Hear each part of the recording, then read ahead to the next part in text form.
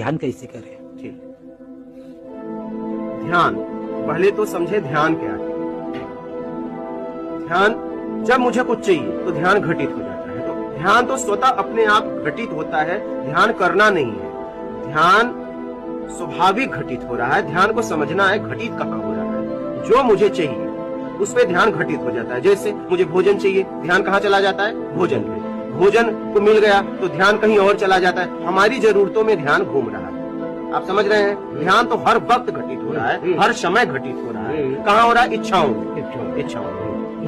ठीक है, तो अब आप चाहते हैं कि परम ध्यान जो है आपको घटित हो, जो आपको प्रसन्नता दे, तो निर्विकार होने के लिए आप धारणा बनाइए। पहले आपको धारणा करनी पड़ेगी। चाहिए में ध्यान घटित होता है। तो आप देखिए, जो आपको चाहिए धारणा बनती है, ध्यान घटित हो जाता है। धारणा, ध्यान, समाधि, तुम ब्रह्म।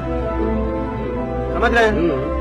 तो आप जो है निर्विकार होने के लिए धारणा बनाइए कि मैं छल, कपट, चोरी, बेईमानी, चापलूसी, मक्कारी, धोखा, पाखंड से कैसे मुक्त हो जाऊं। जब इसके लिए आप पक्की धारणा बनाएंगे तो ध्यान उस पर घटित होगा और अपने आप धारणा, ध्यान, समाधि, तुम ब्रह्म, अपने मैं तक पहुंच जाओगे।